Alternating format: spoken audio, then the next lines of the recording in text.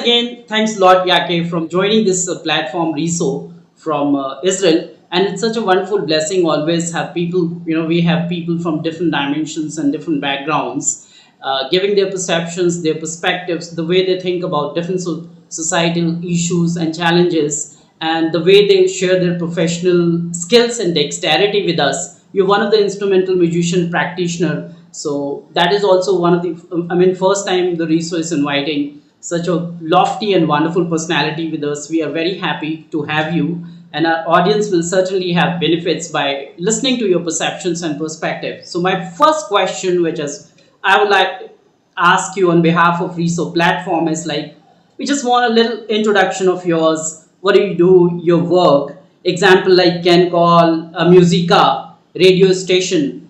We were talking about that. We read about your work. So, would you like to elaborate and comment to our audience so that we can have a little elemental understanding of what you are and your background? Basically, I'm both a soprano and I'm an orchestral conductor as well. In classical music, many people think that if someone sings opera, it means that the opera is the only thing, the only genre that exists. But it's not true. My specialty as a vocalist, as a singer. They tell me he's slow, tell me I'm crazy, maybe they know. Can't tell that ain't the man of mine.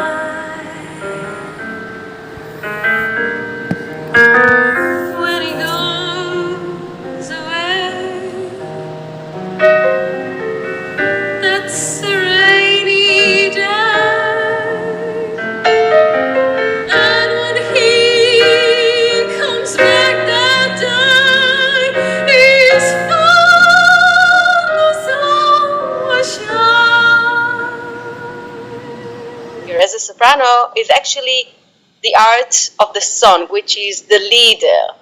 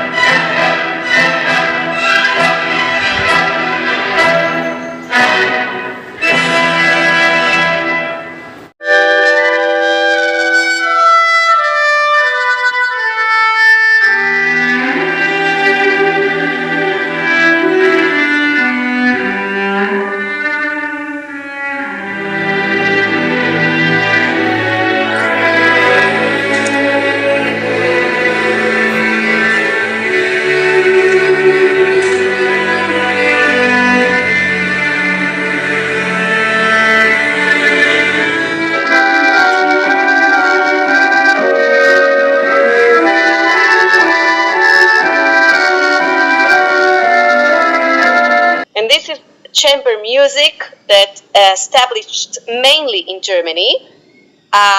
Sometimes I might sing some arias from operas, but it's not my main thing. So this is like one hat that I have. The other hat is my conducting, and I'm an orchestral conductor, not a choir conductor, which is different.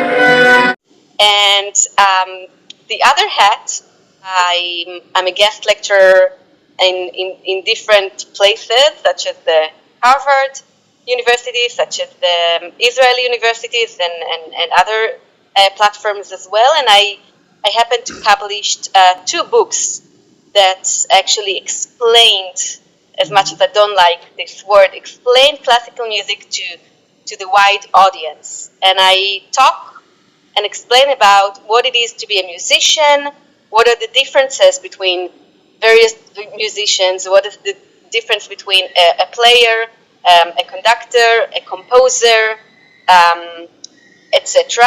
And also I talk about the link between music and sociology. So it's quite, I'm quite a little bit all over the place. But I like to challenge myself and to see how much I can actually learn in order to be better.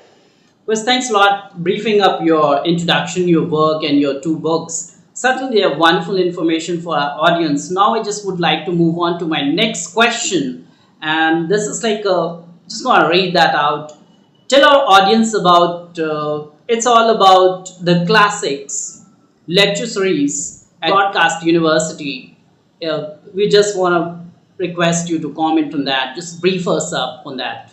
Okay, so in Israel, we used to have what we called a broadcast university that was established by the main radio station of Israel with the Tel Aviv University. And they actually invited like professors and other like very established researchers to explain their fields.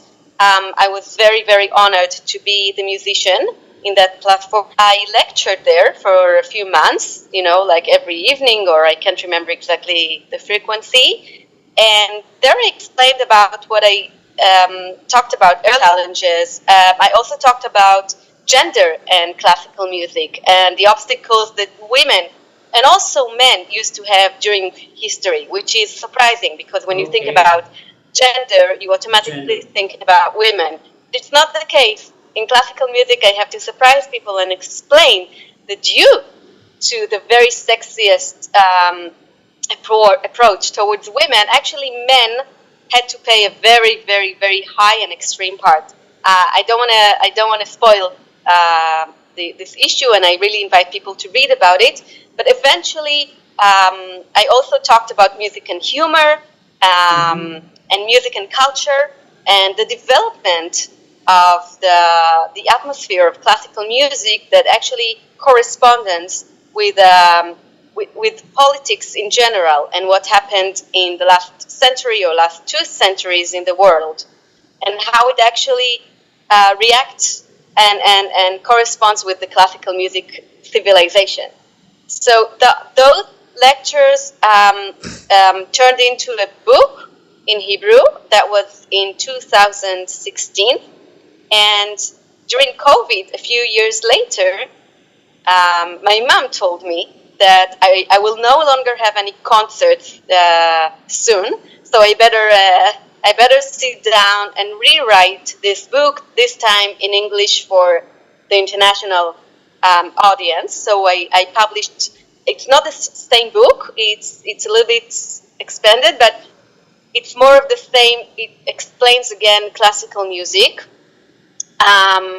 And it's called Classical Music Undressed, and that's on Amazon. So that, like, everybody who can read English can read it as well. I also talk about the institution of criticism and how it's very important critics during the history really missed out incredible composers are totally relevant to each of us regarding the place of criticism in our life, how much place we give to people who criticize us, the context of it, the interest and the hidden or not hidden motivation for critics. So I think I shed light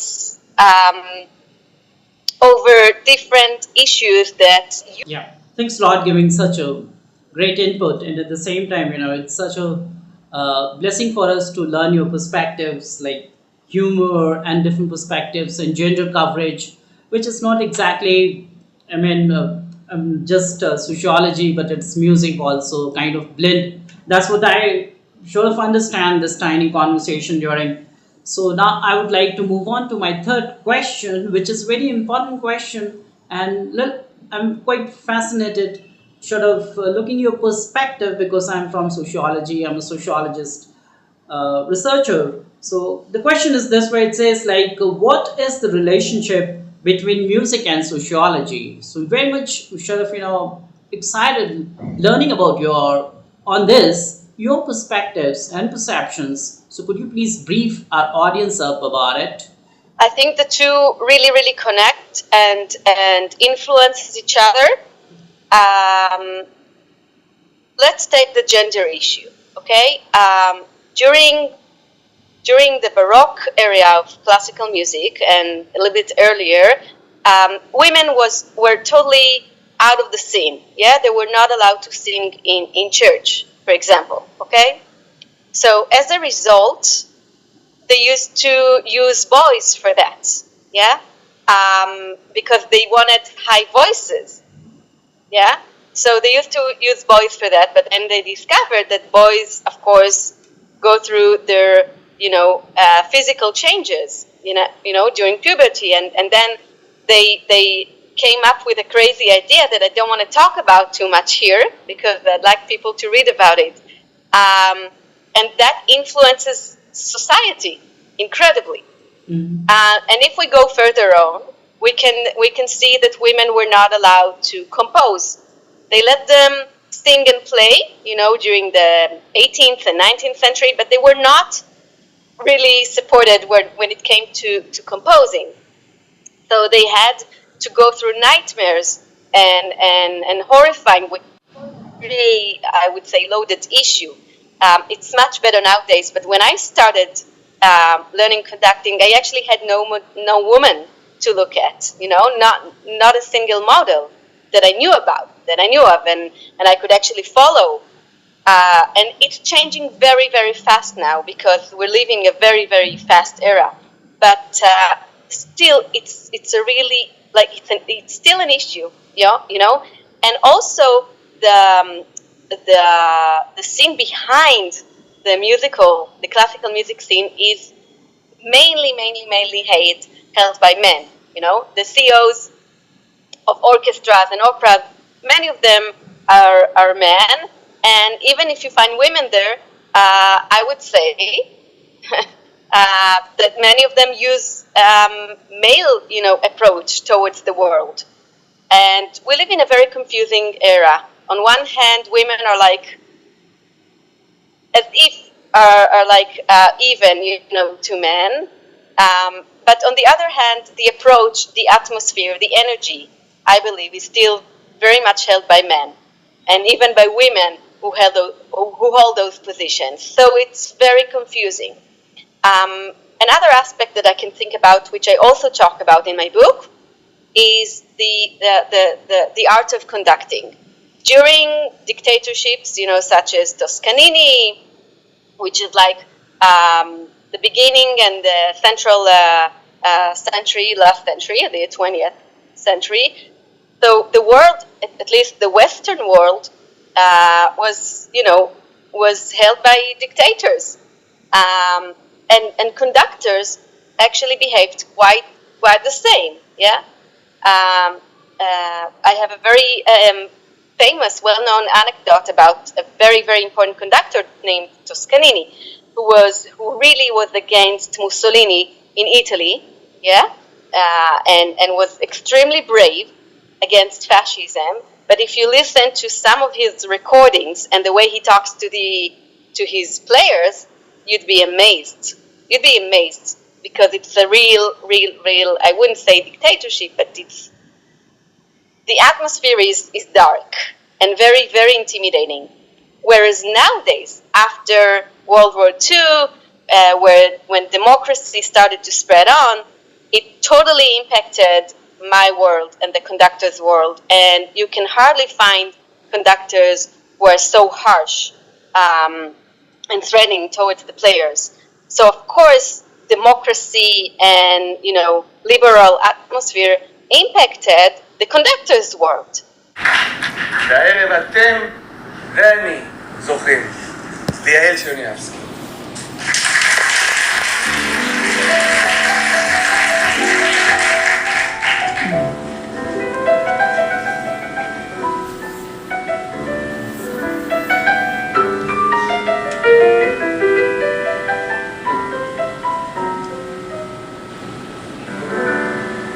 Embrace me, my sweet embrace about you. Embrace me, you embrace about you.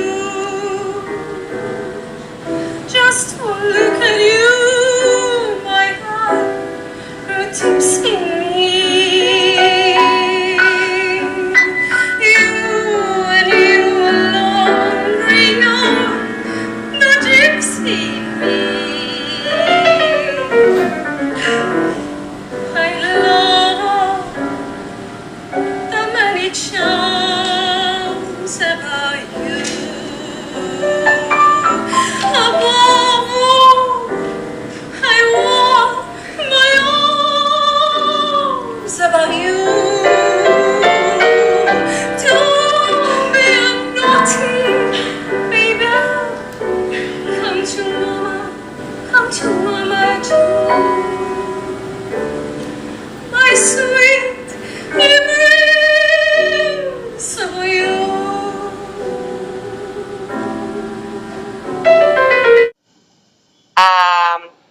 And of course, history, sociology, they all impact even our scene. Amazing to see different perspectives, because I see feministic approach in your work, in your words, and the way you talk about music.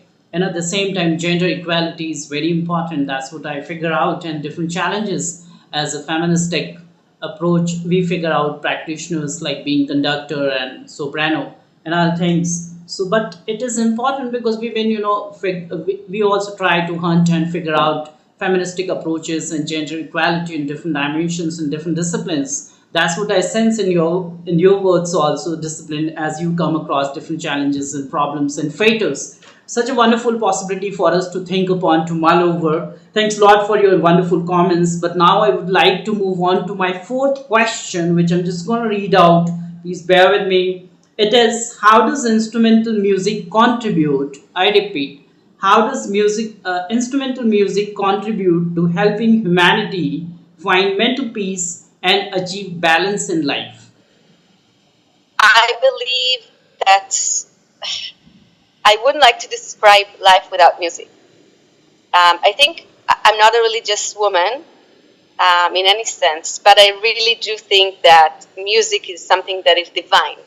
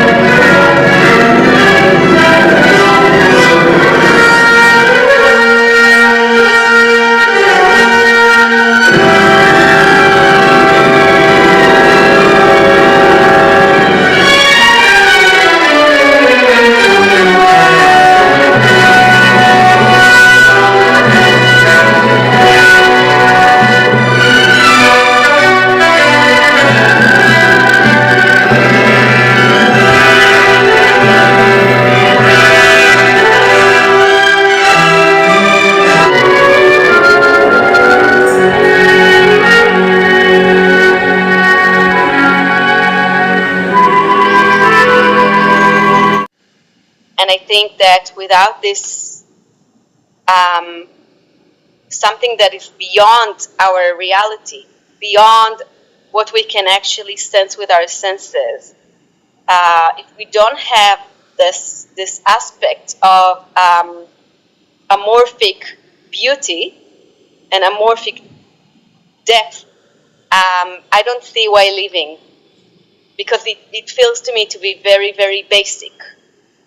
And I think music, such as other, arts, I'm a big fan of different arts as well, such as ballet and literature, and I think philosophy is an art as well. But I think that without those aspects and those qualities, I don't see the difference between us and just a very, very plain organism.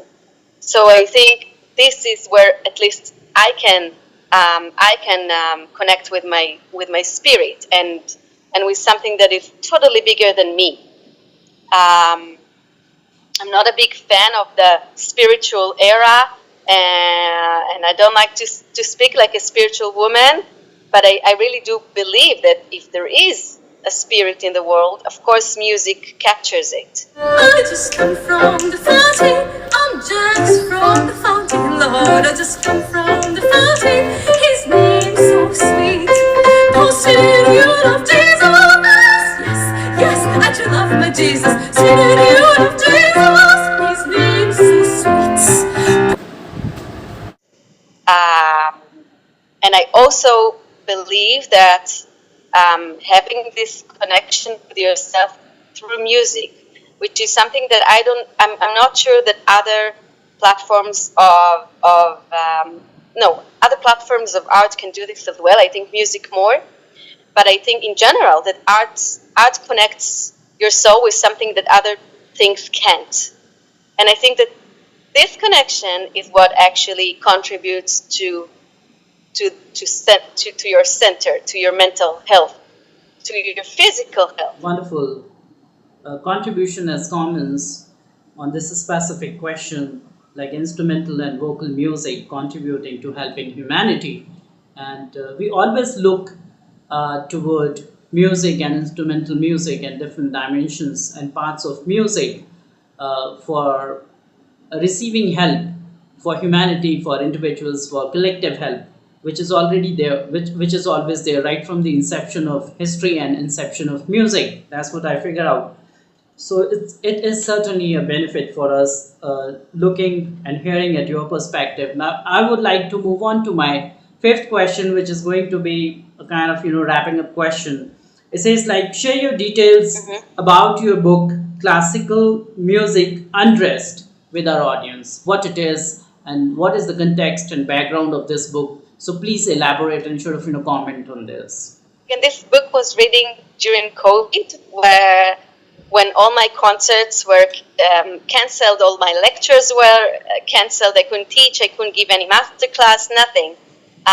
No radio, no TV, nothing. So I sat at home and I rewrite my first book. It's all about the classics, and I thought that I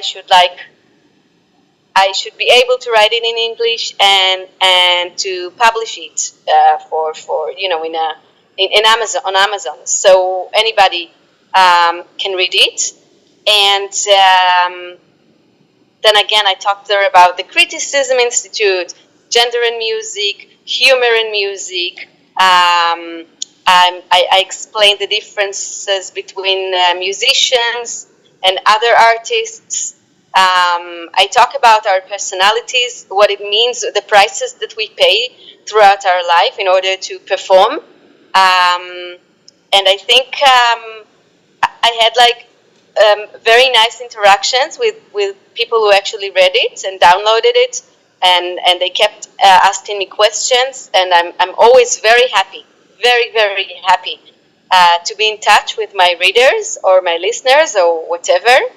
And I also explain about my specialty, which is the lieder, the German art song, and I talk about the nature of singers and the nature of composers and conductors.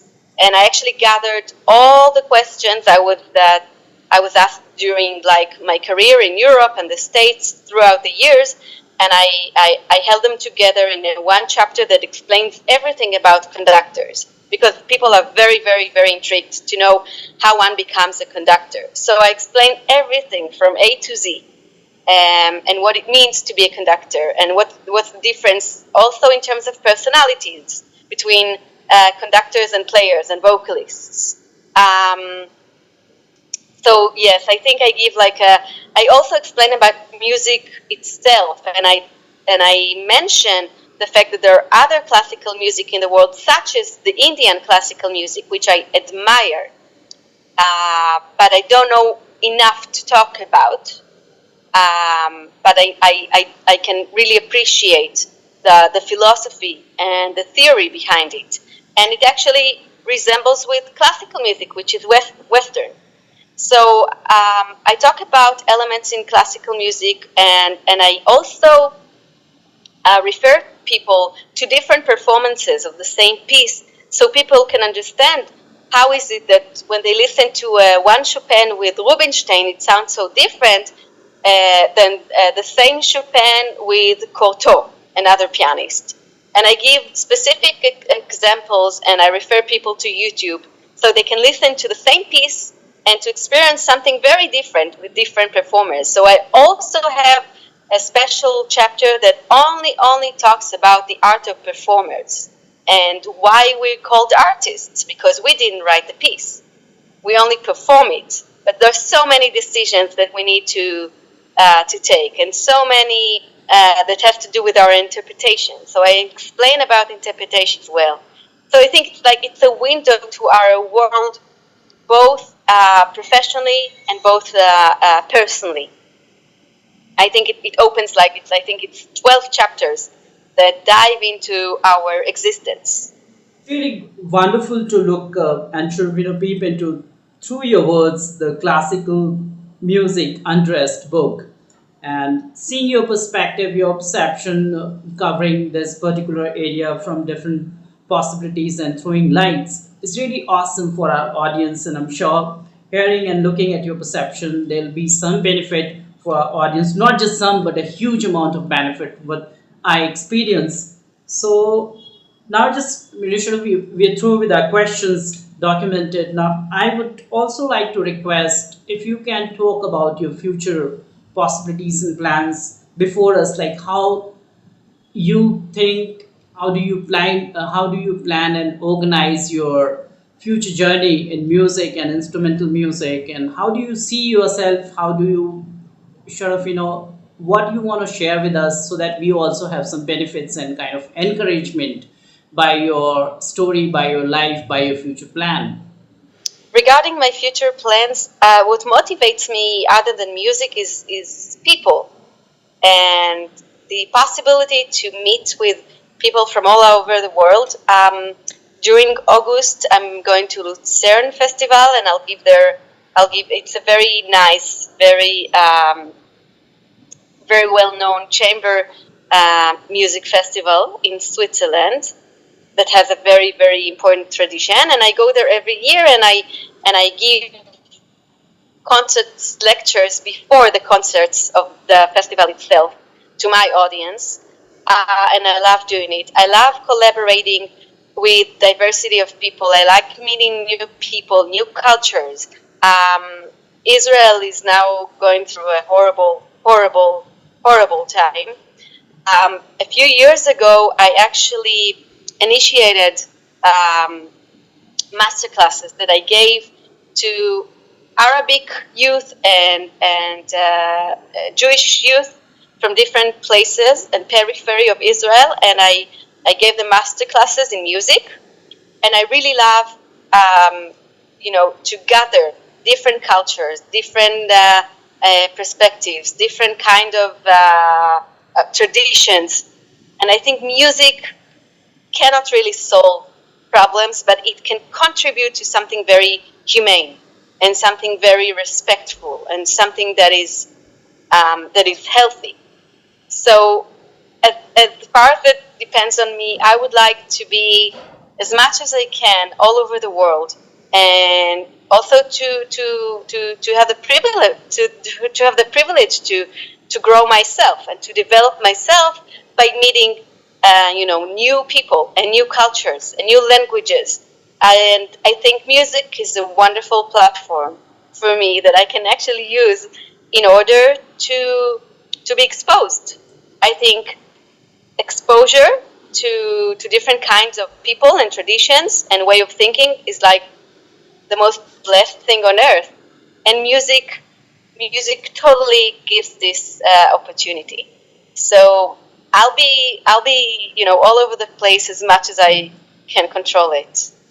And speaking at the platform of RISO, and giving your professional possibilities and sharing your perspectives and different, piece of knowledge as like gender equality and how it is for a woman to practice soprano and, instrumental music as conductor, and also seeing in your work like published work, books and all, perspective which is gender based perspective.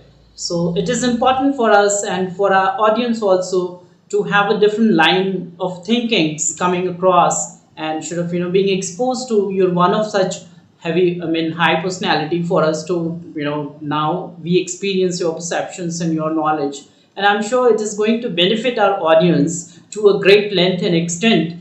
As I've already briefed you about the platform of RISO, RISO is like research sociology. We are basically and fundamentally committed for the expansion and the kind of expanding research and academic possibilities, and specifically trying to cover sociological perspectives and looking different sociological possibilities in different societal issues such as human rights. Is there a sociology in it? Of course it is. Human trafficking, what sociology in it? In fact, in climate change and global climate change and disaster management, we look for sociology. Even interviewing you is one of our intention to look for sociology as one of the questions. The third number question, relationship between music and sociology, already covers the very dimension and domain of sociology. It is a wonderful experience for us to have you on this platform, and I would once again offer you great thanks coming at this platform, giving your precious time and sharing with our audience, with us, such a wonderful piece of knowledge and possibilities of information, so that it is a wonderful possibility for us having an expansion and looking into different in this particular dimension. So once again, thanks a lot for joining us from Israel and giving your time. For your hospitality. Secondly, for inviting me, and third, for being so kind and so supportive, and for saying such a warm words. I really appreciate it, and it's warm-hearted. And thank you very, very, very much. It was my honor and pleasure.